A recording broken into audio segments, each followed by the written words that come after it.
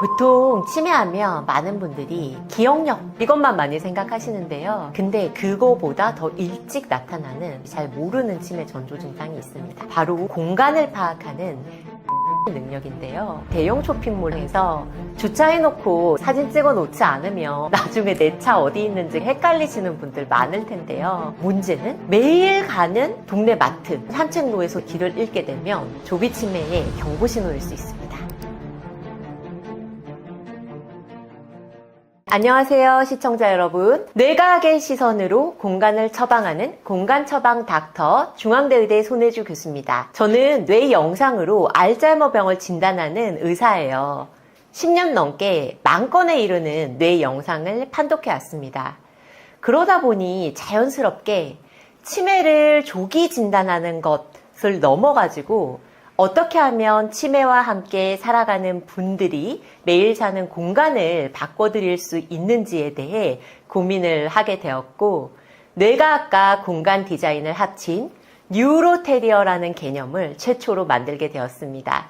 오늘은 그 이야기를 편안하게 한번 나눠보도록 할게요. 주로 치매는 노년에 생기는 질환으로 생각하는데요. 40, 50대에 미리 관리하면 예방할 수도 있을까요? 많은 분들이 치매는 80, 90대에 생기는 사건이라고 생각하는데요. 치매는 사실 말년에 갑자기 맞이하게 되는 교통사고와 같은 사건이 아니에요. 20대부터 30대, 40대부터 쭉 이렇게 연속적으로 흐르는 강물이거든요. 아밀로이드라는 치매를 일으키는 뇌에 쌓이는 독성 단백질이 20년을 소리 없이 쌓이다가 어느 날 임계점을 넘은 거죠. 사실 병원에서 치매 진단받은 날은 뇌가 20, 30년을 버티다가 둑이 무너진 날일 뿐입니다. 그러니까 지금 이 이야기를 듣고 계시는 40, 50대 시청자 여러분들의 뇌에도 그 강물은 이미 조용히 흐르기 시작했을지도 모르죠. 그래서 지금 40, 50대인 우리가 바로 골든타임에 있는 거거든요. 아직은 아무런 증상도 없고, 하지만 뭔가 바꿀 힘이 있을 때 너무 미래에 대해서 무서워하시라는 게 아니라 지금이 뭔가 강줄기를 바꿀 기회구나, 이렇게 생각하시면 됩니다. 치매는 유전이라는 얘기가 많이 있는데요. 이거에 대해서 어떻게 생각하시나요? 유전은 되게 많이 들어보셨을 것 같은데 어떻게 말씀해 주시나요? 이거 진짜 제가 많이 듣는 질문이거든요. 우리 외할머니가 치매 걸리셨는데 나도 걸리는 게 아니냐. 자, 일단 제가 딱 나눠서 말씀드릴게요. 치매가 크게 두 종류가 있는데, 하나는 유전성 치매, 그리고 유전적 원인이 아닌 그냥 일반 치매, 전문 용어로 산발성 치매라고 합니다. 먼저 유전성 치매는 부모로부터 물려받은 유전자 때문에 치매가 걸리는 건데, 크게 대표적인 세 가지 유전자가 있어요. APP, PS1, PS2라는 이 유전자 세 가지 중에 한 개가 당첨이 되면 치매가 걸리는 거예요. 근데 유전자 때문에 치매가 걸리기 때문에 아무래도 일반 치매보다 훨씬 더 이른 나이에, 심지어 30대에도 치매가 발생하고요. 또 치매가 더 심하게 옵니다. 그리고 또 충격적인 건 뭔지 아세요? 우리 엄마가 만약에 유전성 치매 환자셔가지고 50대에 치매가 발생하셨으면 나의 치매 발병 예상 나이가 50살로 이미 내가 태어날 때부터 정해져서 태어나는 거예요. 그래서 만약에 제가 지금 꿈 많은 20대예요. 그래서 연애도 하고 알바도 하고 대학생활도 하고 굉장히 인생의 봄날이지만, 나는 우리 어머니가 50대에 치매 발병하셨기 때문에 치매 발병 예상 시점으로부터 마이너스 30년 전인 오늘을 사는 그런 상황인 거죠. 하지만 다행인 거는 이런 유전성 치매는 전체 치매 중에서 아주 극히 일부분에 해당하고요. 대부분 치매 환자분은 산발성 치매인데, 산발성 치매를 일으키는 원인은 여러 가지가 있죠. 노화, 생활 습관, 혈관 건강, 환경, 여러 가지 원인이 복합적으로 얽혀가지고 생기는데, 근데 이 산발성 치매에서도 유전자가 관여를 영 안 하는 건 아닙니다. APOE4라는 유전자가 있으면 일반인보다는 그래도 치매에 걸릴 위험이 조금 더 올라가는데요. 그런데 이 APOE4를 가지고 태어나는 사람이 전 세계 인구 중에서 4분의 1이에요. 그러니까 우리나라 출퇴근 지하철 옆자리에 앉은 랜덤으로 앉게 되는 사람 중에서 25%의 확률이 가지고 있을 수 있고요. 그러니까 우리나라 40세 이상만 해도 19만 명이거든요. 사실 무시할 수 없는 숫자죠. 근데 제가 직접 뇌를 들여다보면서 굉장히 놀란 게 있는데 뇌에 치매 원인 독소가 잔뜩 쌓여 있는데도 이상하게 멀쩡하게 사시는 분들이 상당히 많아요. 이게 전체 환자의 한 30% 정도나 되거든요. 그래서 저는 이걸 뇌 속 맹그로브 숲에 비유를 합니다. 맹그로브 하면 사실 우리나라 사람들은 뭐 소나무, 잣나무 이런 게 익숙하지 맹그로브? 이게 뭐지? 생각하시는 분들이 있는데 옛날에 제가 초등학교 때 인도양 쓰나미 그런 뉴스에서 기억나시죠? 근데 이렇게 쓰나미가 닥쳤을 때 미리 맹그로브 나무가 잔뜩 심겨져 있는 지역은 훨씬 쓰나미 피해가 적었거든요. 왜냐하면 이 맹그로브 나무 뿌리가 굉장히 땅속 깊숙한 것까지 얼기고 썰겨가지고 쓰나미 에너지의 90%나 감소시켜 주거든요. 그래서 제가 이 비유를 굉장히 좋아하는데 우리 뇌 속에도 이런 맹그로브 숲처럼 회복 탄력성의 숲이 있어가지고 알츠하이머라는 파도가 노년에 밀려와도 그런 알츠하이머 파도로부터 휩쓸리지 않게 우리 뇌를 보호해주는 숲이 있는데 이 맹그로브 숲은 태어날 때부터 타고난 게 아니라 우리가 사실 어떻게 살아가느냐에 따라서 얼마든지 울창하게 가꿀 수가 있습니다. 그래서 설령 좀 유전자가 있다고 해서 절대 포기할 일이 아니에요. 깜빡깜빡하고 기억력이 떨어지는 거랑 치매 초기 증상이나 헷갈린다고 말씀하시는 분들 많이 계신데요. 어떻게 구분할 수 있을까요? 치매의 전조 증상이 따로 있을까요? 보통 치매하면 많은 분들이 기억력, 깜빡했어 이것만 많이 생각하시는데요. 근데 그거보다 더 일찍 나타나는 대부분 사람들이 잘 모르는 치매 전조 증상이 있습니다. 바로 공간을 파악하는 길찾기 능력인데요. 혹시 그 스타필드 같은 대형 쇼핑몰 주차장에서 주차해놓고 이렇게 착각 사진 찍어 놓지 않으면 나중에 내 차 어디 있는지 굉장히 헷갈리시는 분들 많을 텐데요. 지도 없이 처음 가보는 약속 장소에 찾아가는 게 좀 버거워지시는 분들 많으실 거예요. 자, 우리 뇌는 공간을 파악하고 길을 찾는 운영 체계가 두 가지가 있습니다. 첫 번째 드론뷰 모드는 하늘에서 이렇게 드론을 띄워서 내려다보듯 머릿속에 전체 지도를 그리는 방식이에요. 그래서 그냥 한눈에 처음 가보는 거리라도 그냥 눈에 딱 들어오는 거죠. 내가 지금 여기 있으니까 이곳까지 이렇게 찾아가면 되겠다. 이게 지도가 머릿속에 쫙 펼쳐지는 건데요. 근데 이 드론뷰를 가능하게 하는 핵심 엔진은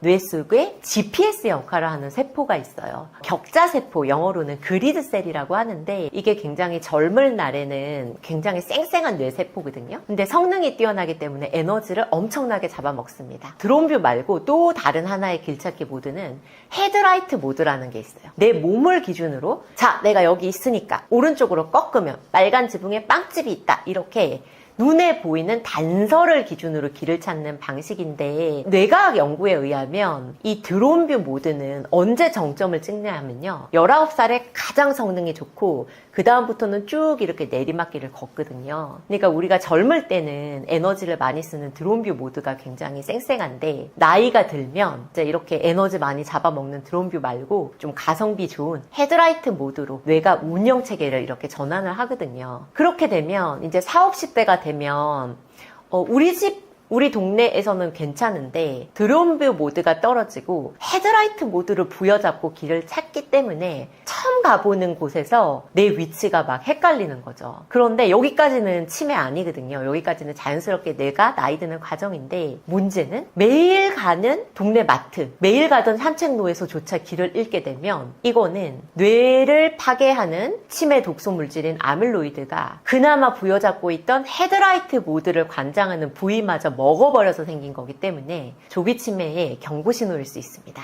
치매 예방을 위해 가장 효과가 큰 습관들 어떤 것들이 있을까요?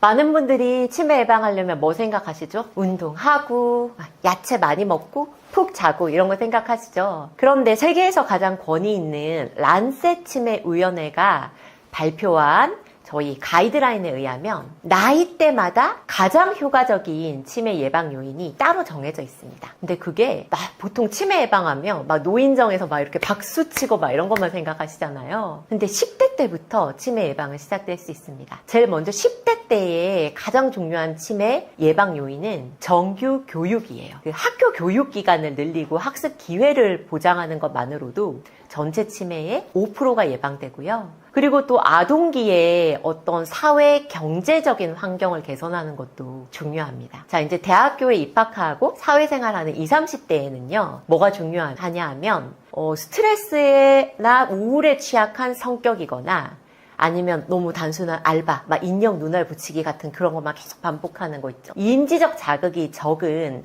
단순 반복적인 업무 환경 이런 거에 노출되면 나중에 노년기의 치매 확률이 높아질 수가 있고요. 그래서 20, 30대에는 새로운 기술을 하나씩 배우면서 뇌를 깨어있게 하는 인지적 도전을 놓치지 않는 게 굉장히 중요합니다. 자, 40대 중년은 보통 뭐 술, 담배 안 하고 운동하고 이런 것부터 먼저 생각하실 텐데 더 중요한 게 있어요. 머리 사고 예방입니다. 그래서 자전거 타고 할 때 헬멧 챙겨서 쓰는 게 치매 예방 가장 중요하고요. 그리고 되게 재밌는 연구가 있는데 전직 프로 축구 선수 7,600명을 일반인 2만 명과 비교한 연구에서 자, 이렇게 딱 머리로 공을 받는 포지션의 선수들이 그렇지 않은 선수들에 비해서 치매 위험이 굉장히 더 높았고요. 그리고 그 다음에 이제 중요한 게 뭐 흡연, 비만, 과음, 식사 이런 것들이 중요하죠. 자, 5, 60대가 가장 고비예요. 이때 가장 많은 항목이 몰려 있거든요. 근데 사람들 잘 모르는 게 있어요. 이 시기에 가장 관리해야 될 요인은 청력입니다. 그래서 귀가 잘 들리지 않은데 그거는 방치하고 막 식사, 운동 이런 거 챙기는 거는 효과가 떨어져요. 그래서 일단은 청력 관리가 가장 중요하고 그 다음이 콜레스테롤, 우울증, 신체 활동을 차지하고요. 그래서 귀가 좀 잘 안 들리면 보청기 챙겨서 하시고 이비인후과 진료를 이 시기엔 주저하시면 안 됩니다. 이제 7, 80대 노년기에는 세 가지가 중요한데요. 관계, 감각, 환경이 키워드예요. 일단은 사람 안 만나고 혼자 틀어박혀 있는 사회적 고립이 노년기에 5%로 가장 큰 치매 위험 인자고요. 또 사람들 잘 모르지만 대기 오염이 3%나 차지하고 그 다음이 교정되지 않는 시력 저하, 눈이 잘 안 보이기 시작하는 것이 2%를 차지합니다. 치매 예방을 위해서 가장 중요한 게 있다면 무엇이라고 생각하시나요? 일단 이 영상을 많이 보실 40, 50대가 제일 집중해야 할 세 가지를 짚어드릴게요. 첫 번째는 청력입니다. 치매 예방 요인 중에서 가장 강력한 7%예요. 40, 50대 요인 중에서요. 보통 귀가 잘 안 들리는 거를 그냥 불편함으로 넘기시는데 사실은 뇌로 들어오는 자극이 차단된다는 뜻이거든요. 잘 들리지도 않은 희미한 소리를 막 억지로 붙잡느라고 뇌가 생각하고 판단하는 데 써야 되는 에너지를 다 써버리면 일단은 정작 기억하고 생각할 힘이 바닥이 나고요. 또 뭐라고 이러면 대화 자체가 버거워서 사람을 피하다 보면 노년기에 가장 큰 치매의 위험 요인이었던 사회적 고립으로 이어집니다. 그래서 저는 청력을 가장 먼저 관리해야 될 첫 번째 키라고 생각하고요. 두 번째는 이제 뇌 혈관을 튼튼하게 하기 위해 신경 쓰셔야 되죠. 사실 우리 뇌는 그냥 물속에 둥둥 떠 있는 게 아니라 거대한 혈관 덩어리에 둘러싸여 있거든요. 그래서 나쁜 콜레스테롤, 고혈압, 당뇨가 곧 뇌에 적이 됩니다. 근데 중요한 거는 이게 40대의 식습관에서 시작된다는 건데요. 40대에 쌓인 담배와 술, 늘어나는 뱃살이 50대의 대사질환으로 직결되면서 고스란히 치매의 씨앗이 되거든요. 자, 세 번째는 이제 움직임입니다. 치매 예방하기 위한 운동 어떻게 해야 할까요? 자, 일주일에 150분 어느 정도 살짝 숨이 약간 찰 정도. 그러니까 누가 말을 걸면 그래 알았어 하고 대답을 할 수 있긴 하지만 약간 벅차게 숨찬 정도의 유산소 운동이 제일 좋고요. 그거를 일주일에 150분 하고요. 일주일에 2번 정도의 근력 운동을 더해주시면 금상첨화입니다. 운동은 뇌로 가는 혈류를 늘리고 근육에서 나오는 좋은 물질이 뇌를 직접적으로 보호해 주거든요. 그런데 잘 자고 운동하고 사람 만나고 뭐 요런 우리가 이미 알고 있는 요인들이 다 중요한데 문제는 그거를 매일 해낼 의지예요. 그래서 저는 사실은 몸 안에 있는 요인을 바꾸는 것보다 내 몸 밖에 있는 거를 바꾸는 게 훨씬 쉽다고 생각을 하거든요. 그 퇴근하고 소파에 늘어져가지고 막 이렇게 쇼츠만 넘기고 있는 거는 게을러서가 아니라 뇌과학에서는 이걸 결정피로라고 부르는데 하루 종일 판단하고 생각하느라고 지친 뇌가 가장 쉬운 선택지로 도망친 결과입니다. 그래서 미국 노인학의 거장 파월 로튼 박사는 이렇게 말씀하셨어요. 내 능력이 약해질수록 주변 환경이 내게 미치는 힘은 강력해진다. 그래서 잘 만든 공간이 바닥난 의지를 대신해서 나를 움직이는 제2의 배터리가 되는 거죠. 그래서 식단 바꾸고 뭐 운동하고 이런 거 다 중요하지만 사실 그거 마음 먹은 대로 되던가요? 그것보다는 내 몸 밖의 거를 바꾸는 거. 뇌에 좋은 조명 하나를 주문하고 내 사는 공간을 뇌에 친화적인 공간으로 손보는 게 차라리 쉽지 않나요? 게다가 한번 바꿔두면 그 다음부터는 따로 애쓰지 않아도 공간이 매일 나를 받쳐주거든요. 그래서 운동도 수면도, 관계도, 식사도 이 모든 일이 벌어지는 공간이 바로 집이기 때문에 저는 집이 치매 예방의 배경이 아니라 뇌 건강이 매일 만들어지는 현장이라고 생각합니다. 흔히들 우리가 이제 치매 환자에 대해서 무심코 하게 되는 오해나 실수 어떤 것들이 있을까요? 보통 치매라고 하면 기억력 문제만 생각하시거든요. 근데 다들 모르시는 사실이 있는데 기억력은 빙산의 일각이고요. 우리 뇌는 나이가 들면서 그리고 덜어는 치매로 나아가면서 기억뿐만 아니라 세상을 받아들이는 감각 세계의 방식 자체가 달라집니다. 눈에 비치는 장면부터 소음 속에서 멀어지는 소리 그리고 기억을 실어 나르는 냄새 마지막까지 이렇게 온기를 나누는 피부의 촉각까지 단순히 감각이 좀 무뎌지는 차원이 아니라 우리가 평소에 아는 세상하고 전혀 다른 세상으로 바뀌거든요. 그래서 이게 뇌가 늙어가면서 그리고 치매가 진행되면서 변해가는 이 감각 세계의 그런 스펙트럼에 대해서 뇌과학적으로 정확하게 이해를 해야만 왜 우리 엄마가 그때 그렇게 짜증을 내셨지? 왜 벌컥 화를 내셨지? 이 그분들의 행동 뒤에 숨은 진짜 이유를 이해를 할 수 있고요. 그거에 기반을 해서 어떻게 공간이 바뀌어야 하는지를 설계를 할 수가 있습니다. 그래서 뉴로테리어는 저는 사실은 뇌의학에 기반을 둔 뇌가 나이 들어가면서 어떻게 뇌가 편안하게 느끼는 공간으로 만들 건가 디자인하는 뇌과학 솔루션입니다. 치매 환자의 가족들이 치매 환자와 대화할 때 절대 해서는 안 되는 말이나 행동이 있을까요? 아까 말씀드렸던 시간에 따라 변해가는 감각 세계의 변화랑 굉장히 밀접한 관계가 있습니다. 일단은 이렇게 말하시면 안 돼요. 아까 말했잖아요. 또 잊어버리세요? 이런 다그침은 절대 안 됩니다. 왜냐하면 치매와 함께 살아가는 분들도 뭔가 어긋난다는 거를 어렴풋이 느끼시는데 거기에 막 이렇게 다그치거나 추궁을 하면 남아있는 자존감마저 무너지시거든요. 그리고 청각세계가 치매가 진행되면서 굉장히 다른 풍경으로 변해가기 때문에 단순히 이 말소리가 잘 안 들리는 차원이 아니라 다양한 소리 중에서 소리와 소리를 감별하는 능력이 더 심하게 떨어지거든요. 그래서 시끄러운 데서 동시에 여러 명이 말 거는 거 이거 절대 안 됩니다. 그 건강한 뇌는 아주 카페같이 막 왁자지껄한 속에서도 친구가 나한테 하는 말을 잘 골라서 쏙쏙 골라서 알아들을 수가 있는데 이렇게 치매가 진행되면 내가 필요한 목소리만 딱 골라내는 이 필터 기능이 가장 먼저 망가져요. 그래서 모든 소리가 한꺼번에 쏟아져 들어오면 패닉이 옵니다. 조용한 곳에서 한 사람씩 천천히 한 번에 한 가지만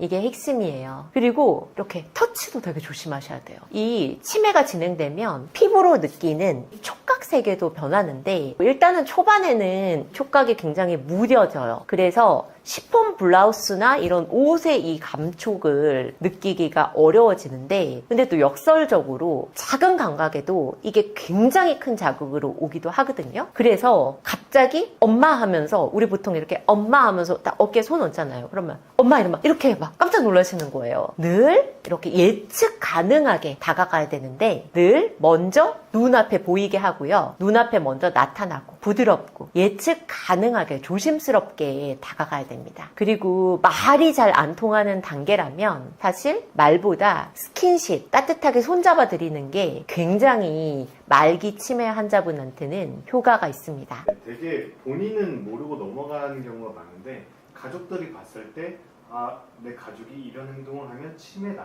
어떻게 의심해 볼 만한 행동이나 전조 증상이 있을까요? 가족이 일상에서 알아챌 수 있는 변화를 시각, 청각, 후각, 촉각, 감각별로 짚어드릴게요. 먼저 시각입니다. 꼭 치매가 아니라도 그냥 40, 50대, 저도 40대 사실 초반인데요. 식당 가면 메뉴판을 이렇게 멀리 떼고 보시죠. 노안인가 싶지만 이게 사실은 흐릿한 상을 보정하느라 뇌가 에너지를 훨씬 더 많이 쓰고 있다는 신호거든요. 그래서 중년 시기에는 20대보다 2배 밝은 빛이 필요합니다. 그리고 꼭 치매가 아니라도 우리 부모님 60, 70대가 되면 수정체가 노르스름하게 변색이 되고 수정체가 딱딱해져요. 그래서 상대적으로 여러 가지 색깔 중에서 파란색을 좀 구분하기가 더 어렵거든요. 그래서 가스레인지에 파란 불꽃이 잘 안 보이거나 아니면 음식이 이게 상했는지 어떤지 알아보기가 힘들고요. 말기 치매로 가면 정말로 눈에 보이는 장면이 무섭게 변하죠. 시야 중에서 중심부는 보이고 주변부가 잘 안 보이는 터널 시야라든지 아니면 또 신호등에 빨간색, 노란색, 초록색이 구분이 안 되는 거예요. 색깔이 완전히 빠진 그런 세상이 되고요. 그리고 골목길이 이렇게 딱 끝이 딱 만나는 것처럼 시야가 왜곡이 된다거나 진짜 무서운 일들이 많은데 요즘 치매 노인이나 고령 운전자분들 운전면허 뺏어야 할 것인가 이런 게 사회적으로 굉장히 핫 이슈잖아요. 근데 그 대안으로 많이 논의되는 게 조건부 면허라고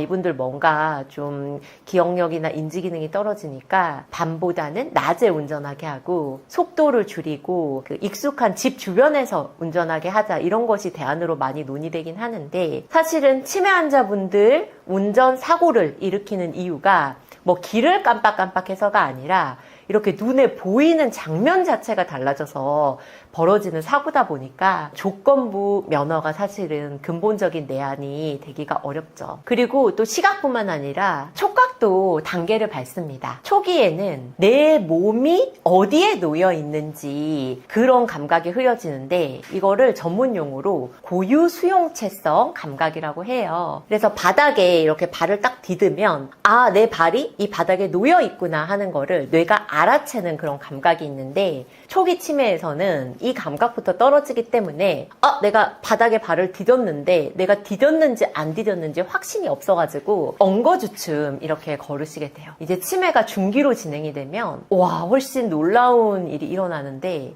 촉각적 실명이 옵니다. 촉각적 실명이 뭔지 제 핸드백에서 제가 보여드릴게요. 제가 지금 눈을 감고요. 안 보고 이 손을 이렇게 가방에 집어넣어가지고 평소 소지품 이렇게 찾을 수 있죠. 이건 제가 늘 가지고 다니는 향수고요. 그 다음에 이거 우리 여름의 필수품 버물린 것 같은데요. 그죠? 저 이거 항상 핸드백마다 넣어놓고 다니거든요. 근데 치매가 진행되면 이거 못합니다. 그러니까 눈으로 보지 않고 손만으로 더듬어가지고 물체의 촉감과 형상으로부터 뇌 안에 이거 향수다, 이거 버물리다는 거를 띄워주는 부위가 있는데 거기가 치매 독소 물질이 침범을 해가지고 손의 감촉만으로 어떤 물체인지 알아맞출 수가 없어요. 이렇게 되면 뭘 못하냐? 우리 보통 옷 뒤에 지퍼 이렇게 원피스 같은 거 올릴 때 뭐 보고 올리나요? 그죠? 그냥 손으로 더듬어가지고 딱 올리잖아요. 단추 채우는 것도 이런 거 이제 혼자서 스스로 못 하시게 됩니다. 말기 치매가 되면 진짜 무서운 일이 일어나는데요. 다쳤어요. 뼈가 부러질 수도 있고 맹장염이 걸릴 수도 있잖아요. 근데 아파도 아프다고 말씀 못 하세요. 그러니까 내장 감각? 몸 안에 있는 이 통증을 이렇게 딱 느끼는 감각 세계가 무너져가지고 얼마나 안타까워요. 뼈가 부러졌는데 그리고 이런 맹장염이 있는데도 나 아파 병원에 데려가줘 신고해줘 이 말씀 못 하시는 거예요. 그래서 사실 이 시기에 굉장히 중요한 공간 처방은 온수의 온도 있죠. 그거를 굉장히 뜨거운 물이 나오면 우리는 뜨거워 하면서 딱 찬물을 썩잖아요. 이렇게 돌려가지고 근데 이분들은 그걸 못 하시기 때문에 애당초 적정 범위 이 안에 온수만 나오도록 딱 그거를 컨트롤하는 게 좋고요. 그리고 또 자주 이렇게 특히 노인분들 넘어지시면 젊은 사람들한테 별거 아닌 것도 노인분들한테는 생명을 위협하는 골절이 될 수 있거든요. 그래서 바닥에 충격 방지 매트, 흡수 매트를 미리 깔아두는 게 굉장히 이 시기에 중요한 공간 처방입니다. 가족이 치매에 걸리거나 내가 치매에 걸렸을 때 바로 취해야 하는 행동들 어떤 것들이 있을까요? 보통 치매 진단 받으면 뭐부터 알아보세요? 요양원, 요양병원부터 먼저 알아보시죠. 혹은 집안에 위험한 게 많기 때문에 방에 가둬버리세요. 혹시 그거 아세요? 아프리카에서는 치매라는 단어가 아프리카어로 없어요. 그래서 엄마가 치매 증상을 보이거나 막 이상한 행동을 하면 아들이 엄마를 방 안에 감금을 하거나 아니면 무당을 불러가지고 귀신을 쫓는 막 그런 의식을 할 정도로 이렇게 전 세계적으로 보면 이 치매를 딱 직면했을 때 우리가 꼭 바람직하게 반응을 하는 게 아니거든요. 근데 사실 제가 뉴로테리어라는 이 책을 써서 진짜로 하고 싶었던 거는 설령 부부 중 한 명에게 부부가 막 동시에 막 죽고 동시에 한나라한시 치매가 걸리고 꼭 그런 건 아니잖아요. 젊었을 때부터 사랑을 약속하고 아이를 쭉 우리 집에서 키워오다가 설령 부부 중 한 명에게 치매가 찾아와도 낯선 곳으로 떠밀려 가거나 헤어지지 않고 옛날부터 살던 친근한 우리 집에서 계속 살 수 있는 주거 환경을 만드는 것을 제가 꼭 이야기를 하고 싶었습니다. 그러려면 어떻게 해야 될까요? 뇌가 건강하고 바뀐 환경에도 적응을 할 수 있는 40,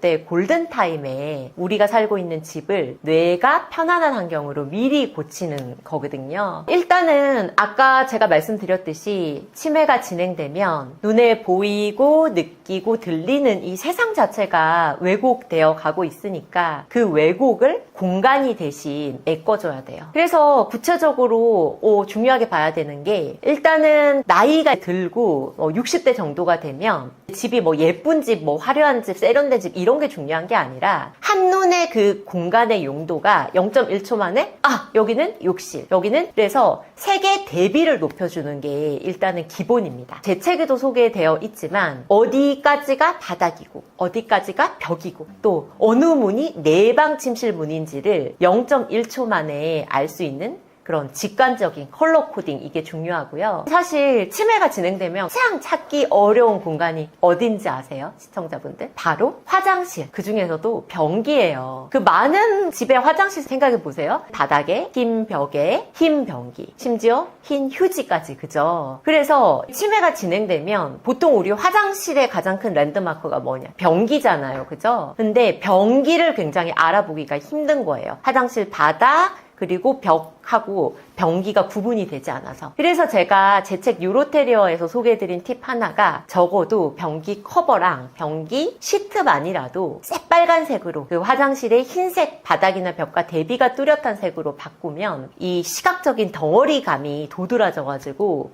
설령 치매 환자분들도 이게 변기구나, 여기는 그래서 화장실이구나 쉽게 알아보실 수가 있고요. 그래서 이상적인 거는 밤에 자는 침실에서 바로 화장실을 딱 침대에 누워가지고 화장실을 봤을 때 변기가 살짝이라도 눈에 들어와서 밤에 자다가 어두운 데 일어나도 저기가 화장실이다라는 거를 잘 찾아갈 수 있게 하는 게 또 중요하고요. 또 중요한 게 가스레인지와 인덕션 그런 문제입니다. 그래서 치매가 진행되더라도 무조건 위험하니까 내가 다 할게, 엄마는 들어가 있어, 이럴 일이 아니라 적절하게 치매와 함께 살아가는 부모님들도 얼마든지 요리에 주방에서 요리 활동에 참여하실 수가 있는데 인덕션과 가스레인지 중에서 어떤 게 더 치매 환자한테 안전할까요? 많은 분들 속으로 한번 생각해 보세요. 의외로 차라리 가스레인지가 더 낫습니다. 왜냐하면 아까 제가 치매가 진행되면 파란색을 알아보기가 힘들다고 말씀드렸죠. 그래서 인덕션은 사실 인지 저하가 있는 분들이 보면 이게 꺼져 있는지 켜져 있는지 그거를 알기가 어렵고요. 하지만 가스레인지는 적어도 불꽃 색깔 파란색 보면 켜졌다는 거를 인덕션보다 훨씬 알기가 쉽거든요. 그리고 또 중요한 게 잔열. 그 인덕션은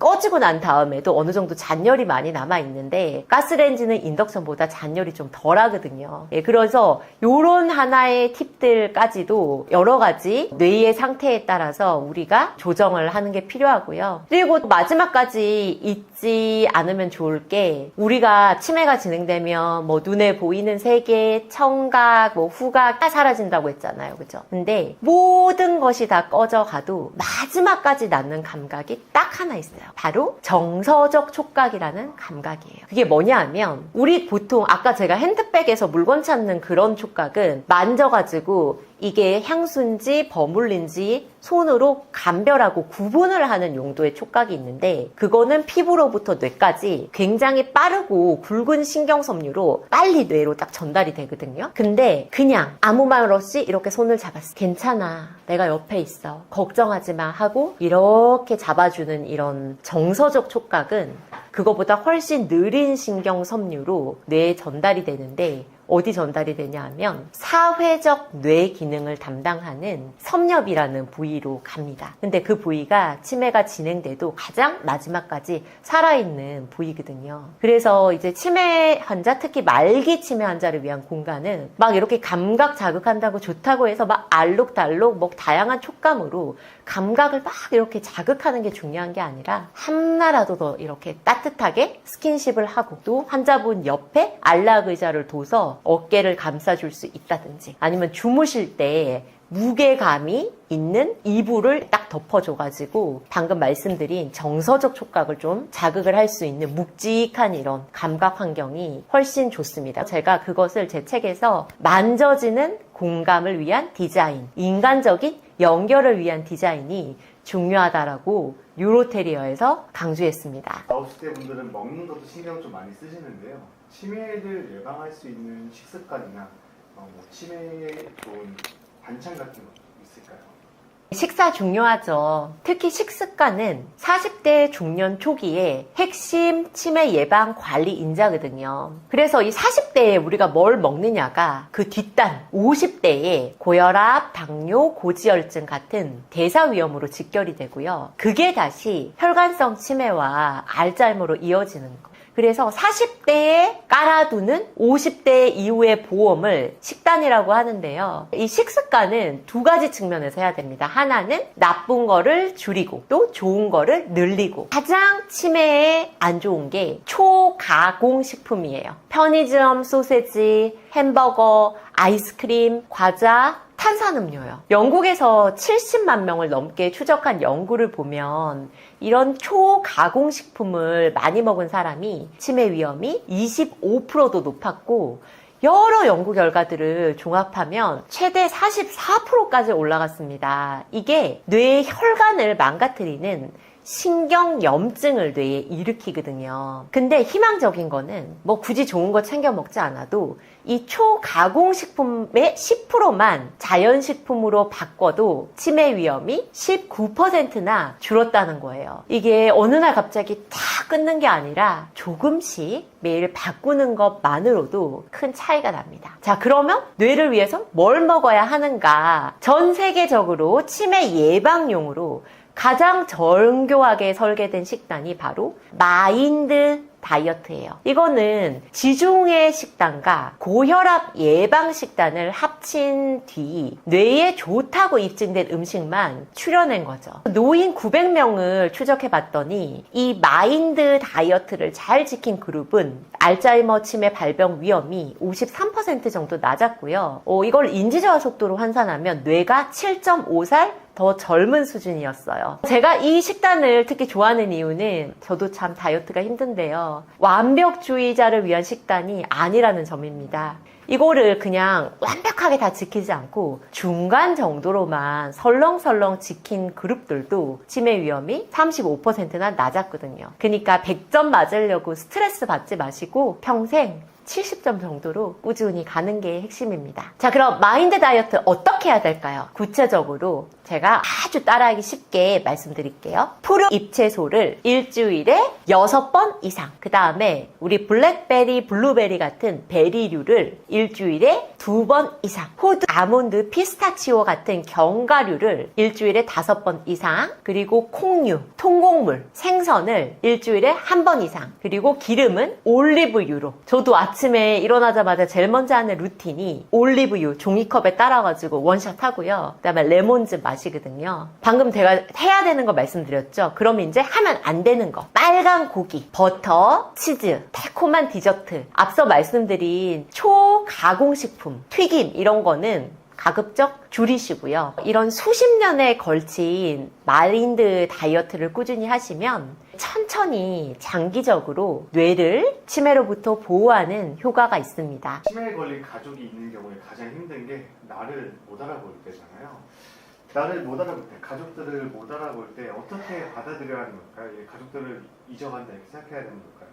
가족분들이 제일 힘들어하시는 부분이에요. 우리 엄마가 나를 못 알아보시는 이게 억장이 무너지잖아요. 근데 이건 절대 나를 사랑하지 않아서가 아니에요. 그 뇌에서 얼굴을 알아보는 부위가 따로 있는데 그 부위에 치매 독소가 먹으면서 눈앞에 보이는 얼굴과 내 딸이라는 정보가 서로 매칭이 안 되는 것 뿐이거든요. 사랑이 사라진 게 아니라 이름표가 떨어진 거죠. 그리고 여기 희망적인 사실은 이름이나 얼굴 같은 사실을 명시하는 기억이 지워져도 그 사람과 함께 있었을 때 내가 느꼈었던 감정 기억은 치매가 진행돼도 훨씬 오래 남아 있습니다. 그래서 누군지는 정확히 몰라도 이 사람 곁에 있으면 편안하고 마음이 따뜻해지고 안전하다는 느낌은 살아있는 거예요. 그래서 앞서 말씀드린 정서적 촉각 기억하시죠? 사물을 더듬어서 뭔지 손으로 알아맞추는 감별하는 촉각은 둔해져도 이 사람의 온기를 느끼는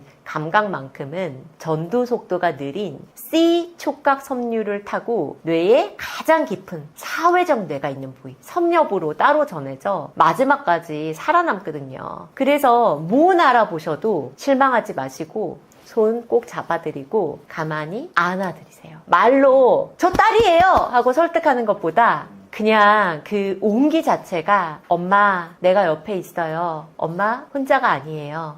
라는 메시지를 다 전달됩니다. 그렇게 알리고 설득하려고 애쓰기보다 그저 곁에서 따뜻하게 존재하며 연결되는 것. 그게 그분들께 드릴 수 있는 가장 큰 사랑이에요. 이 영상을 보고 계시는 치매 환자나 혹은 치매 환자가 있는 가족분들에게 꼭 해주고 싶으신 말씀 있으신가요? 마지막으로 치매와 함께 살아가는 분들의 가족분들께 꼭 드리고 싶은 말이 있어요. 제가 제 책을 쓰면서도 치매 환자라는 말을 진짜 쓸 부분이 굉장히 많거든요. 근데 그때마다 저는 의식적으로 치매 환자라는 단어를 쓰지 않고 꼭 치매와 함께 살아가는 사람들이라고 그렇게 명칭을 불렀습니다. 그게 사실 같은 사람이라고 하더라도 어떻게 부르느냐에 따라서 그 받아들이는 분들 입장에서는 굉장히 다르거든요. 그래서 치매 환자 이러면 딱 나 정상인 그리고 치매 환자 이렇게 딱 두세 개로 나누는 거잖아요. 근데 사실 누구나 나이가 들면서 치매와 함께 살아갈 수 있기 때문에 그것이 내 엄마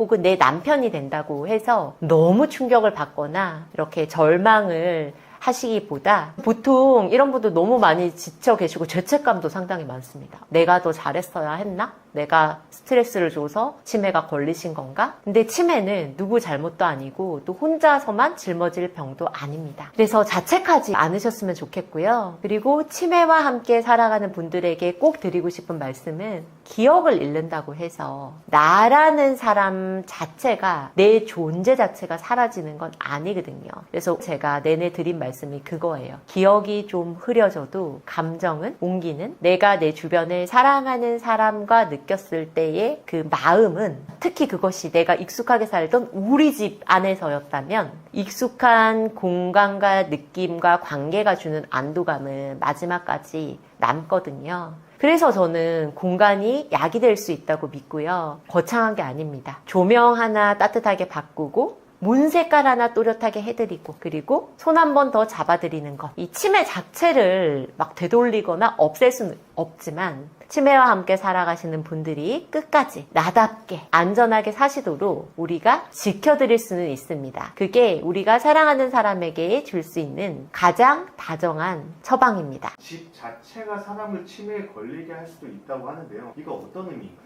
네, 정말입니다. 공간이 뇌를 바꾼다는 여러 뇌과학 연구들이 있는데요. 그 첫 번째 증거가 런던 택시기사 연구입니다. 혹시 아시는지 모르겠지만 런던은 길이 굉장히 복잡하기로 악명이 높은데 그 런던 길을 수년간 외운 런던 택시 기사의 뇌를 MRI로 촬영을 했어요. 그랬더니 길찾기를 담당하는 해마, 그 중에서도 뒤쪽에 있는 해마, 후방 해마의 부피가 일반인보다 훨씬 커져 있었어요. 헬스장에서 근육을 쓰는 것처럼 공간을 쓰는 방식에 따라서 뇌가 막 이렇게 리모델링 하는 거죠.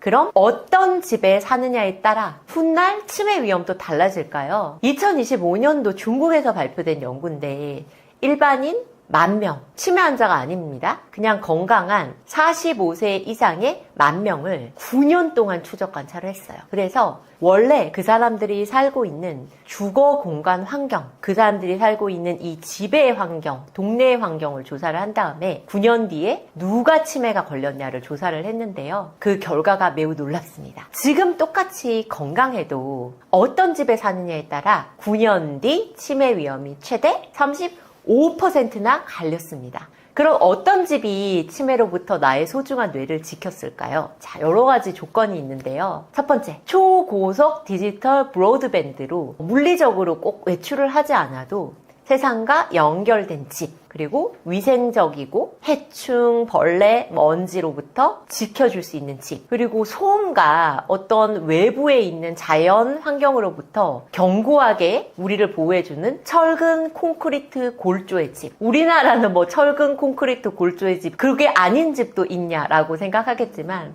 사실 전 세계적인 레벨로 보면 철근 콘크리트 골조가 아닌 집도 되게 많습니다. 또 바로 나가서 몸을 움직일 수 있는 운동시설이 있는 운동 친화적인 집, 그리고 나이가 들어서도 이웃과 어울릴 수 있는 시니어 커뮤니티가 있는 집이었어요. 자, 그러면 여기서 꼭 짚고 싶은 게 있는데 뭐 타워팰리스 살아야 되냐 이렇게 묻는 사람 있을 수도 있잖아요. 좋은 집은 원래 돈 많은 사람 얘기가 아니냐, 돈이 많으니까 뭐 다 좋은 거지 이렇게 생각하실 수도 있는데 싱가포르 대학에서 소득이나 직업 같은 경제력 차이를 통계적으로 다 걷어내고 봤는데도 쾌적한 집에 사는 것만으로도 우울이나 불안 같은 치매 전조 증상을 최대 80%까지 줄였습니다. 그래서 내 통장 잔고와 상관없이 매일 머무는 공간, 나를 안정감 있게 지켜주는 친숙한 공간의 질 자체가 훗날 치매로부터 뇌를 지킨 거고요. 그래서 제가 늘 강조하는 말이 40세의 공간이 70대의 뇌를 결정한다입니다. 집안에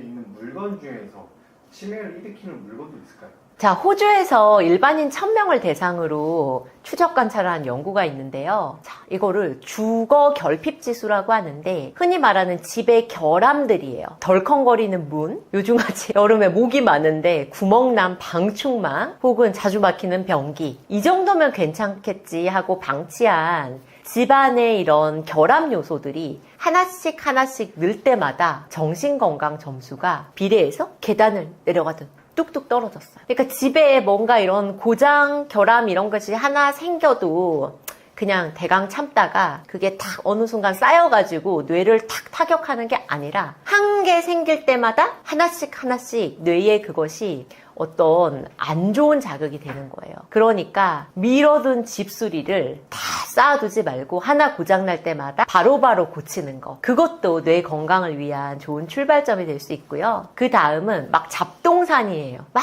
물건 너무 많은 거. 우리가 보통 뭐 집 꾸미기 이렇게 하면 가구점에 가고 백화점에 가고 뭐 홈 인테리어 해가지고 뭐 여러 가지 카펫도 깔고 뭐 가구도 사고 뭐 더하기만 생각하는데 사실 우리가 집을 꾸미려고 장식을 하려고 한 화려한 장식, 복잡한 패턴, 뭐 이렇게 여기저기 쌓인 물건들이 사실은 늙어가는 뇌 입장에서는 전부 다 처리해야 되는 업무거든요. 그래서 집이 어수선한 사람의 뇌가 왜 피곤한가, 이거를 프린스턴 대학 연구팀이 밝혀냈는데, 집이 어지러우면 정신사납다, 이게 그냥 기분 탓이고 그냥 하는 말이 아니라 잘 정돈된 집에서는 주변 환경에서 내 뇌로 오는 신호가 일관되게 딱 오는 거예요. 근데 막 어지러운 환경에서는 여기서도 신호가 오고 여기서도 또 오고 여기서도 막 오는데, 이렇게 무질서하게 중구난방으로 오는 신호들은 서로를 억제를 해서 최종적으로 뇌에 전달되는 신호양은 오히려 신경들끼리 막 경쟁을 해서 의미 있는 신호가 줄어듭니다. 그래서 이거를 뇌의학에서는 신경 경쟁이라고 부르고요. 그래서 우리 뇌의 시각 피질은 특히 처리 용량이 정해져 있어가지고 시야가 어수선하면 자극들이 서로 주의를 끌려고 경쟁하면서 방해를 하는데, 정돈된 공간에서는 이 경쟁이 사라져가지고 한정된 인지 자원을 정말 중요한데 온전히 쓸 수가 있습니다. 그래서 일단은 뇌가 쉴 시야를 틔워주는 것, 그것이 뇌에게 줄 수 있는 가장 좋은 선물입니다. 그렇다면 집에서 가장 먼저 바꿔야 할 공간이 있다면 어디일까요? 많은 분들 의식하지 못하지만 조명, 이거 굉장히 뇌에 중요합니다. 근데 중요한 게 빛도 내 뇌의 나이에 따라 처방이 완전히 달라진다는 건데요. 20대에는 활력을 주는 쨍한 빛도, 70대에는 피로가 될 수 있고요. 또 건강한 사람에게는 이렇게 어스름하게 무드 있게 그림자 들이우는 게 치매와 함께 사는 분들에게는 공포가 될 수 있거든요.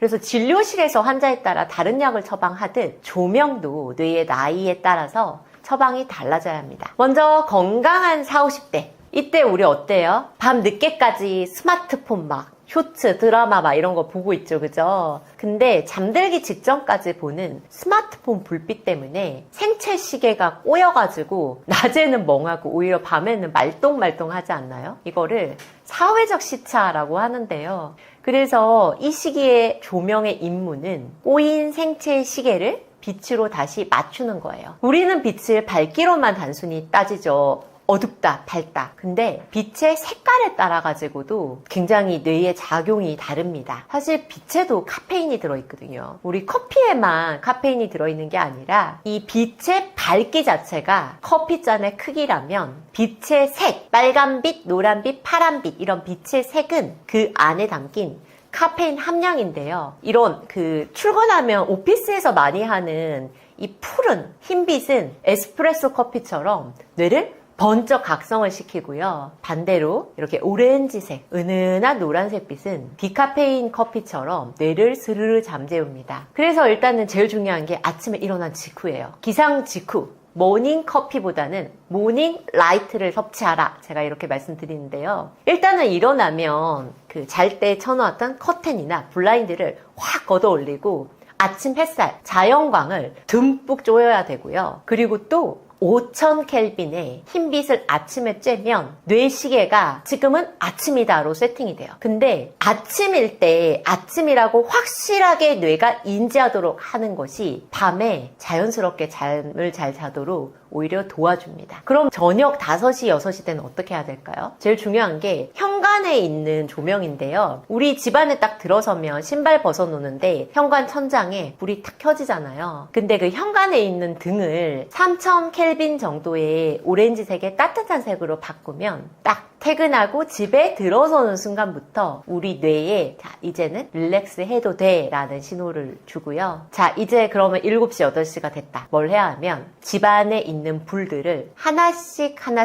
방마다 꺼가면서 점점 조도를 낮춰주시고요. 이제 9시가 되면 천장등은 끄세요. 그리고 군데군데 있는 노란색 스탠드만 남겨두시고 10시쯤 주무시면 10시에는 완전히 칠흑 같은 침실은 어둠을 만들어야 됩니다. 근데 우리 보통 막 밤에 침대에 누워서도 막 스마트폰 계속 보고 계시고 또 침대에 충전기를 꼽는데 스마트폰 충전기에 이 LED 같은 거를 내 입장에선 저는 도둑 불빛이라 부르거든요. 우리가 잠을 잘 때 치매를 일으키는 아밀로이드라는 독성 물질이 뇌 주변을 순환하는 뇌 척수액 이 수로가 있거든요. 그거를 뇌의 하수도 글림프 시스템이라고 부르는데 푹 깊은 숙면을 할 때만 칠흑 같은 어둠 속에서 깊은 잠을 잘 때만 이 치매 독소 물질이 씻겨져 내려가거든요. 그렇기 때문에 생각 없이 침대 옆에 이렇게 충전기를 둔다. 계속 이렇게 도둑 불빛이 노출이 된다 하는 게 굉장히 좋지 않습니다. 자, 지금까지는 건강한 3, 40대 4050까지를 위한 팁을 말씀드렸고요. 자, 이제부터는 치매 환자는 아니지만 늙어가는 뇌, 우리 부모님을 위한 빛 처방은요. 사실 부모님 댁에 댁에는 절대적으로 빛이 부족한 상황입니다. 우리 부모님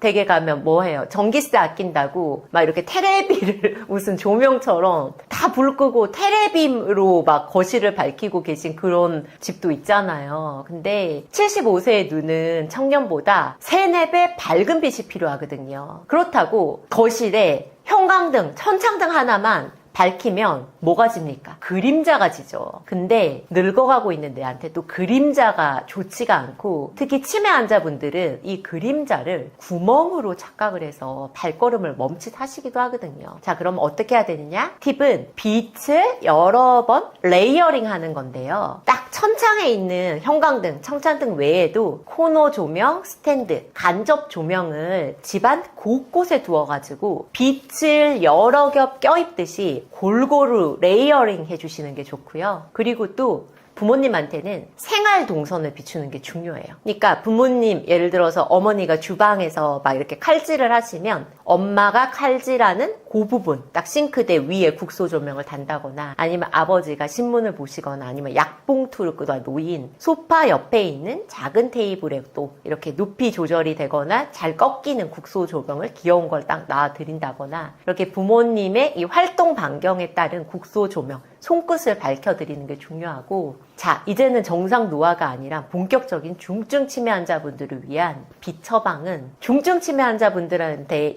일몰증후군이라는 증상이 있는데 그게 뭐냐 하면 한 5시, 6시 해가 지고 노을이 어둑어둑해질 때 갑자기 막 안절부절 굉장히 불안해 하시는 거예요. 이런 분들을 위해서는 집안에 치매 환자분들이 있으시면 딱 오후 4시에 핸드폰 알람을 맞춰두세요. 그래서 4시가 되면 일단은 커튼을 딱 닫아가지고 바깥에 노을이 오고 어둠이 오는 거를 딱 뇌가 못 느끼게 하시고요. 오히려 거실이나 복도와 같은 집안은 환하게 밝혀주시는 게 좋습니다. 왜 저녁에는 커튼을 쳐야 되냐? 그게 또 깜깜한 밤이 되는데 커튼을 환히 열어놨다. 그러면 우리 특히 아파트 같은 경우는 거실에 형광등 켜놓으면 커튼이 약간 거울처럼 집 안에 있는 거를 이렇게 반사를 하잖아요. 근데 중증 치매 환자분들은 그 장면을 보고 도둑이 누가 침입을 했다. 이렇게 느끼시고 특히 중증 치매 환자분들이 거울을 굉장히 무서워하시게. 왜냐하면 거울에 비친 자기의 모습을 자기라고 인지를 못하시고 딴 사람이라고 침입자라고 생각을 하시기 때문에 그래서 또 이런 또 치매 환자분들이 살아가시는 공간에 거울에 덮개를 씌워가지고 평소에는 거울을 이렇게 가려놓는 것도 굉장히 중요한 공간 처방입니다. 치매 환자분들이 병원에 바로 입원하는 경우가 있는데요. 네, 집에 네. 있는 게 좋을지 병원에 가는 게 좋을지 어떻게 생각하시나요? 우리 엄마가 치매가 있어요. 근데 내가 그동안 엄마한테 되게 잘못했어. 그래서 너무 죄책감이 들어서 막 효도를 하고 싶어요. 그래서 엄마를 굉장히 특급 호텔에 스위트룸에 30일을 장기 투숙을 잡아들였어. 이거 효도하는 걸까요? 치매가 있는 분들한테는 훨씬 더 럭셔리하고 좋은 환경이라고 하더라도 환경 자체가 바뀌는 거 그 자체가 뇌의 스트레스가 되거든요. 그래서 많은 치매 환자분들을 환경의 변화를 추적한 연구를 보면 많은 치매 환자분들의 상당수가 치매 진단 이후에 어떤 주거 환경이 확 바뀌는 거죠. 요양원으로 가시거나 병원으로 가시거나. 그런데 치매가 진행이 되고 늙어가는 뇌에게는 환경이 뭐 좋고 나쁘냐 뭐 비싼 환경이냐 이런 걸 다 떠나가지고 환경의 변화 자체가 취약해진 뇌에게 굉장히 스트레스가 되기 때문에 오히려 치매를 앞당길 수가 있거든요.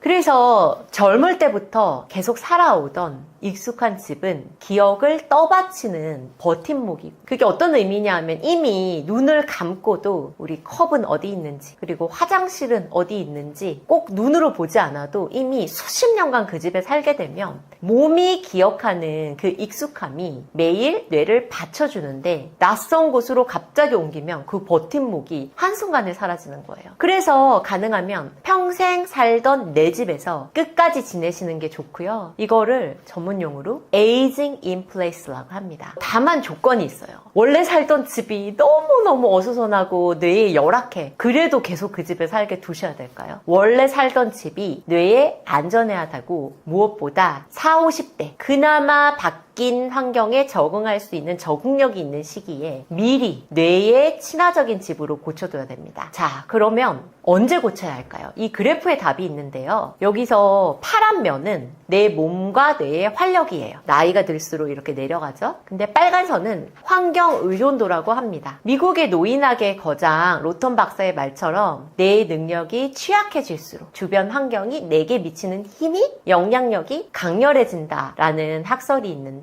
그렇기 때문에 내 힘으로 환경을 바꿀 힘은 여력은 아직 충분하면서 바뀐 환경이 내한테 주는 스트레스에 덜 의존적인 유일한 시기가 바로 그 교차점이 바로 40세에서 55세 사이라는 거고요. 그래서 사실 집안 리모델링 하는 거 굉장히 돈도 많이 들고 어떻게 보면 사실 스트레스긴 하거든요. 그 리모델링 하는 기간 동안은. 근데 이 시기 때는 리모델링을 그래도 감당할 수 있는 경제력과 체력 있고, 또 무엇보다 바뀐 환경에 금세 적응할 수 있는 유연한 뇌가 있거든요. 그래서 여러 추적 연구들을 보면 건강할 때 미리 집을 뇌친화적으로 개조한 사람은 향후 노년의 인지 저하가 확실히 느렸고요. 반대로 70대 넘어가지고 뒤늦게 고치는 거는 예방이 아니라 사후 대응일 뿐이죠. 치매 예방에 있어서요, 인간관계, 사람을 만나는 거는 얼마나 중요한가요? 엄청 중요해요. 여러 가지 요인 중에서 굉장히 중요하다 볼 수 있습니다. 어떻게 보면 이 인간관계가 최고의 치매 예방 백신이 될 수 있습니다.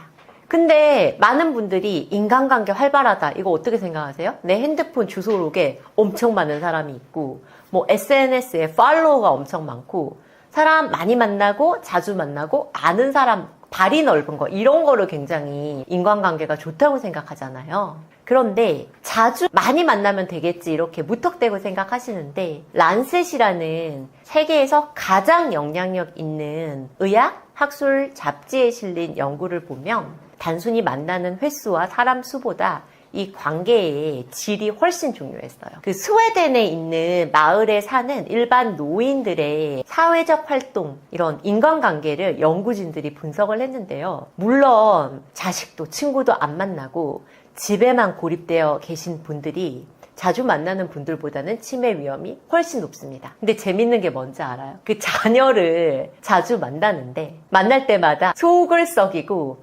만족스럽지 않는 그런 만남을 가진 노인분들은 오히려 치매 발생률이 안 만나는 분들보다 올라갔다는 거예요.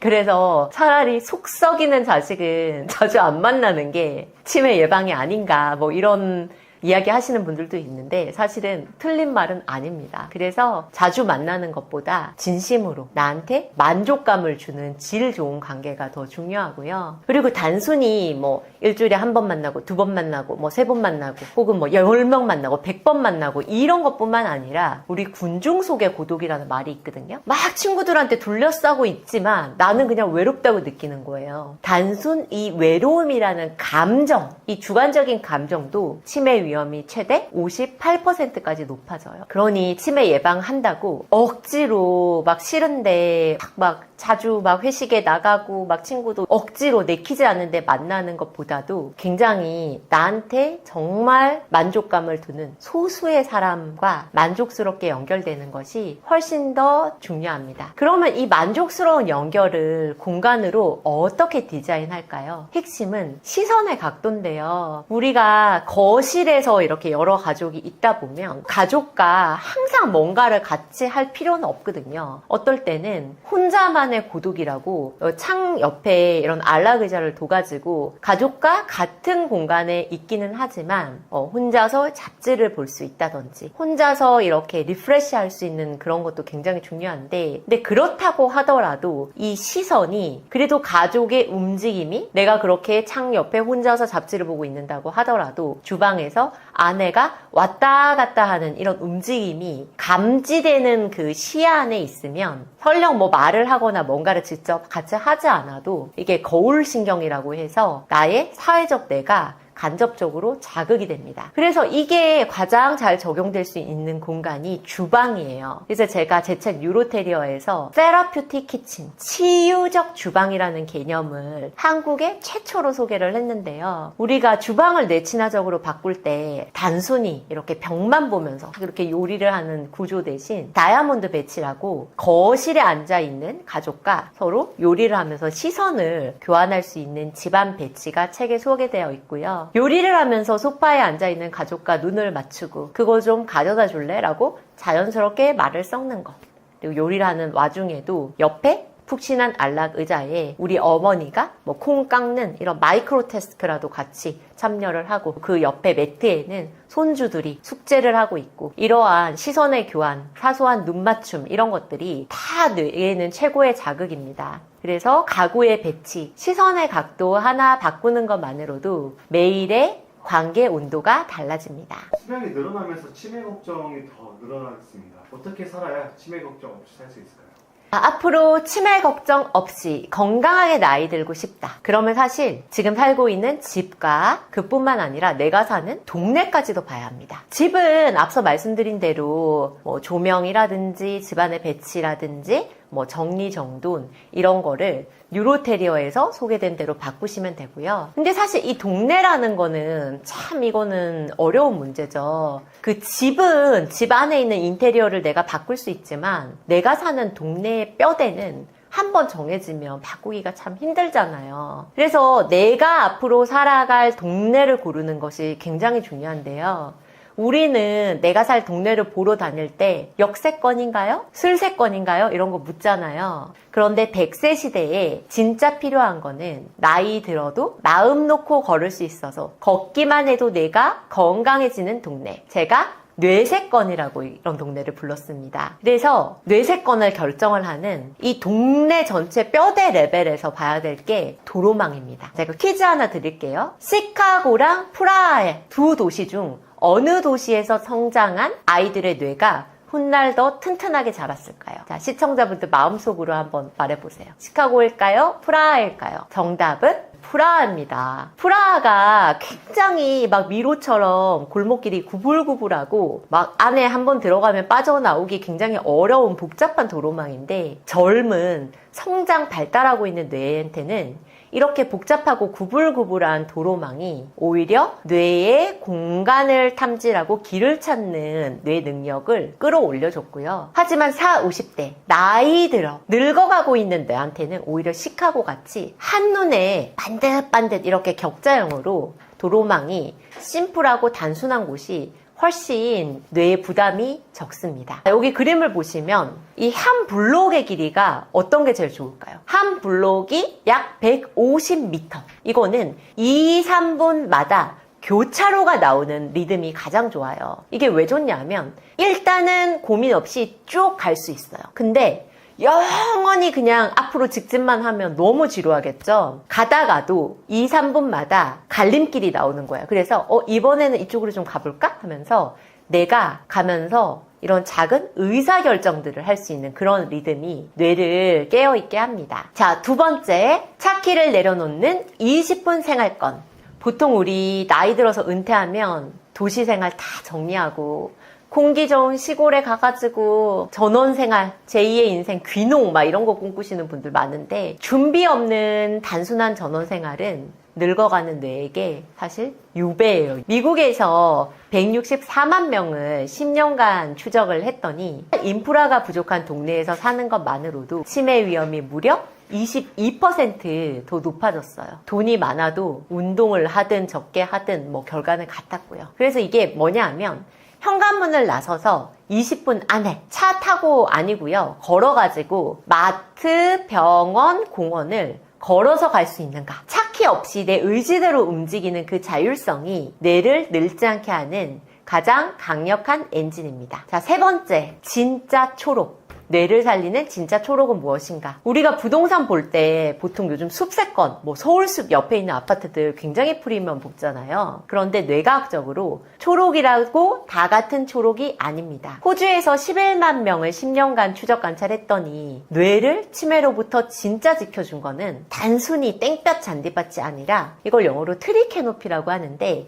내 머리 위를 무성하게 이렇게 덮어주는 나무 그늘이었어요. 어떤 동네를 딱 지도를 보고 이런 나무 그늘이 있는 지역과 단순히 땡볕 잔디밭만 있는 지역을 딱 잘라가지고 거기 사는 사람들이 향후 치매가 걸리는 확률을 비교를 한 연구인데요. 동네 전체 면적의 30% 이상을 머리를 울창하게 덮는 나무 그늘이 있어야만 비로소 치매 예방 효과가 나타났습니다. 잔디밭은 소용이 없었고요. 왜 나무 그늘일까요? 사실 많은 분들 모르고 계시지만 대기 오염이 노년에 가장 중요한 치매 위험 요인이거든요. 그런데 머리 위로 입체적인 지붕을 만드는 나뭇잎은 이런 미세먼지, 소음 이런 거를 공중에서 1차적으로 걸러주고요. 나무 안에 굉장히 다양한 생명체들, 마이크로바이옴이 살기 때문에 뇌를 회복시키는 주파수에 굉장히 다양한 이런 입체적인 뇌를 치유시키는 소리를 나무가 품고 있고요. 또 주의력 회복 이론에 따르면 서늘한 나무 그늘 아래에서야만 뇌가 경계를 풀고 온전히 쉽니다. 이건 잔디밭에서는 할 수 없는 역할이거든요. 그래서 뇌는 단순히 초록이 아니라 나를 온전히 품어주는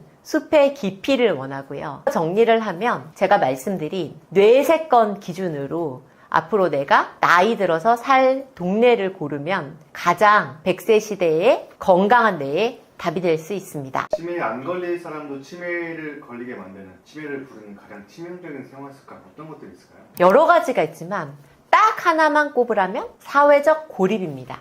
사람 안 만나고 혼자서 딱 집에만 틀어박혀가지고 하루 종일 쇼츠만 보는 거. 이게 사실 제일 안 좋아요. 그리고 나이가 들면 귀가 안 들릴 수 있잖아요. 근데 이비인후과도 가지 않고 보청기도 하지 않고 잘 안 들리니까 막 친구가 와서 뭐 이러잖아요. 그러면 이제 대화도 잘 안 되고 사람 잘 안 만나는 거. 은퇴하고 평일 틀어박혀서 유튜브만 보는 거. 그리고 새로운 거 안 배우는 거. 이게 다 뇌를 고립시키거든요. 제가 청력 손실이 첫 번째 도미노라고 했죠. 여러 가지가 있지만 딱 하나 꼽으라면 사회적 고립입니다. 나이가 들어가지고 귀가 잘 안 들려요. 근데 이비인후과도 안 가고 보청기도 안 해요. 귀가 잘 안 들리니까 대화가 잘 안 되겠죠. 친구가 이야기하는데 못 알아들으니까 계속 뭐? 이러면 짜증나니까 자꾸 안 만나게 되는 거예요. 그러면 이제 집에 혼자 있고 계속 혼자서 막 유튜브만 하루 종일 보는 거죠. 그리고 새로운 것도 안 배우고 이런 것들이 다 뇌를 고립시키거든요. 그래서 청력 손실이 치매를 일으키는 첫 번째 도미노거든요. 그 도미노의 끝은 결국 사회적 고립이에요. 그래서 뇌는 안 쓰면 정말 빨리 녹슬고요. 편한 것만, 익숙한 것만 찾지 마시고 매일 조금이라도 새로운 자극감 그리고 나를 행복하게 하는 사람을 만나세요. 네, 정말로 치매 위험을 높이는 음식이 따로 있을까요? 네, 있습니다. 특히 건강하지 못한 식습관은 40대의 중요한 치매 위험 인자거든요. 그 40대 시절에 먹는 게 60대의 고혈압, 당뇨, 고지혈증 같은 위험 인자로 직결이 되고 그게 혈관성 치매와 알츠하이머로 도미노처럼 다 이어지거든요. 그래서 식습관은 두 가지가 중요한데 하나는 뇌에 나쁜 거를 안 먹고 두 번째는 뇌에 좋은 거를 챙겨 먹고 둘 다 중요하죠. 자, 먼저 제일 뇌에 안 좋은 식품 뭔지 아세요? 바로 초가공식품이에요. 뭐죠? 편의점 소세지, 햄버거, 아이스크림, 과자, 탄산음료 이런 거죠. 영국에서 70만 명 넘게 추적한 연구를 보면 이런 것들 많이 먹는 사람이 노년의 치매 위험이 25% 더 높았고 여러 연구를 종합해 보면 최대 44%까지 올라갔어요. 뇌혈관을 망가뜨리고 신경염증을 일으키거든요. 근데 희망적인 거는 특별히 뇌에 좋은 거 챙겨 먹지 않아도 단순히 나쁜 것만 끊는 거. 초가공식품만 딱 끊어도 혹은 이거 초가공식품의 10%만 자연식품으로 바꿔도 치매 위험이 19% 줄어들었다는 겁니다. 어느 날 갑자기 이제 절대 절대 안 먹겠어 하면서 완전히 다 끊어버리는 게 아니라 조금씩 바꾸는 것만으로도 큰 차이가 납니다. 그러면 치매를 예방하기 위해서 뭘 먹어야 할까요? 전 세계에서 치매 예방용으로 가장 정교하게 설계된 식단이 마인드 다이어트입니다. 이거는 지중해 식단하고 고혈압 예방 식단을 이렇게 적절히 섞어둔 건데요. 근거가 꽤 탄탄합니다. 노인의 900명을 추적 관찰했더니 이 마인드 식단을 가장 잘 지킨 그룹은 그렇지 않은 그룹보다 치매 발병 위험이 53% 낮아졌고요. 이거를 인지저하 속도로 환산을 하면 뇌가 7.5살 더 젊은 수준이에요. 근데 저도 지금 5년째 다이어트를 하고 어쩌면 죽을 때까지 할지도 모르겠지만 다이어트 되게 힘들잖아요. 근데 제가 이 식단을 특히 좋아하는 이유는 완벽주의자의 식단이 아니라는 점입니다. 이거를 100점 맞도록 완벽하게 다 지키지 않고 그냥 좀 지키려고 했는데 좀 안 될 때도 있고 설렁설렁 중간 정도만 지킨 그룹도 치매 위험이 35% 꽤 낮았거든요. 그러니 꼭 100점 맞으려고 강박적으로 스트레스 받지 마시고 평생 6, 70점으로 꾸준히 내가 할 수 있는 만큼이라도 가는 게 핵심이에요. 자, 그러면 이 마인드 다이어트 어떻게 해야 될까요? 제가 알기 쉽게 설명해 드릴게요. 푸른 잎채소, 시금치 이런 거 일주일에 6번 이상. 요즘 냉동과일도 되게 잘 나오잖아요. 블랙베리, 블루베리 이런 거는 일주일에 2번 이상. 블루베리 일주일에 2번 이상 먹기가 그렇게 힘들지 않죠, 그죠? 그리고 꿀팁 하나 드리면 그냥 냉동 블루베리 우유에 그냥 트리기만 해도 그게 우유 얼음을 빙수처럼 만들어서 꽤 맛있거든요. 자, 그리고 베리류 2번 이상, 그리고 아몬드, 피스타치오 같은 견과류는 일주일에 5번 이상. 그리고 콩, 통곡물, 그리고 등푸른 생선 이런 거는 일주일에 1번 이상. 그리고 중요한 게 기름인데요. 이 기름 굉장히 중요해요. 그래서 올리브유, 굉장히 질 좋은 올리브유 챙겨 먹는 게 좋습니다. 그래서 저는 아침에 일어나자마자 루틴이 올리브유 종이컵에 따라가지고 그냥 꿀꺽 삼키고 레몬즙 그냥 한 스푼 정도 먹고 그거를 루틴으로 삼고 있습니다. 자, 그러면 진짜 하면 안 되는 거. 빨간 가공육. 빨간 고기, 그리고 맛있는 거예요, 사실은. 버터, 치즈, 케이크 같은 단 디저트, 그리고 방금 말씀드린 과자, 아이스크림, 탄산음료 같은 가공식품, 그리고 튀김 이런 거는 좀 줄이시고요. 완전히 안 먹는 건 아니라도 조금만, 일부라도 건강한 음식으로 바뀌는 것만으로도 뇌에 도움이 되고요. 그래서 이런 마인드 다이어트 이런 거는 수십 년에 걸쳐가지고 꾸준히 지키면 천천히 뇌를 치매로부터 장기적으로 보호하는 아주 좋은 보험이라고 이해하실 수 있습니다. 치매 예방에 좋은 운동이 따로 있을까요? WHO 가이드라인 기준으로 정확히 말씀드릴게요. 일단은 3가지를 채우셔야 돼요. 첫 번째, 유산소. 운동도 굉장히 여러 가지 종류가 있죠. 우리가 손쉽게 요즘 러닝 크루들 되게 유행이잖아요. 러닝부터 시작해서 아니면 헬스장 가서 막 이렇게 무게 들고 치는 거 아니면 필라테스, 요가 굉장히 다양한 운동이 있는데 일단 치매로부터 뇌를 지킨다고 영구적으로 검증된 운동은 유산소 운동이 기본입니다. 얼마나 해야 되나? 일주일에 중강도 유산소 운동을 일주일 전체에서 최소 150분 챙겨 하셔야 돼요. 여유가 되면 300분 이상 하면 매우 좋습니다. 그러면 중강도 유산소 운동이 뭐냐? 자, 우리가 이렇게 뛰잖아요. 근데 어느 정도 숨차 그만하고 싶어라는 마음은 드는데 누가 옆에서 말을 시키면 얼마 남았어 하면 몰라 나한테 말 시키지 마 라는 말을 할 수 있는 정도. 옆 사람과 대화는 되는데 숨은 약간 차는 정도예요. 빠르게 걷기 아니면 슬로우 조깅 정도가 딱 좋고요. 이거를 하루에 30분 정도 주 5일로 나누면 됩니다. 그러면 유산소 운동만 하면 좋나요? 일단 유산소 운동 무조건 하셔야 되고요. 거기서 여력이 조금 더 나면 근력 운동을 하시면 추가로 더 좋은데 일주일에 2회 이상 이렇게 팔, 다리, 몸통에 큰 근육을 다 쓰는 운동이에요. 막 그렇게 너무 과도하게 막 관절이나 허리에 무리 갈 정도로 하실 필요는 없지만 스쿼트, 가벼운 아령, 밴드 당기는 거 정도면 충분하고요. 우리가 이게 허벅지 근육이 나이 들수록 되게 중요하거든요. 왜냐하면 허벅지 근육, 이 대근육이 탄탄해야지 나이가 들어서 낙상 이렇게 무너져서 별거 아닌 충격에도 뼈가 부러져서 막 사망하시고 이러는데 허벅지 근육이 탄탄해야 잘 안 넘어지고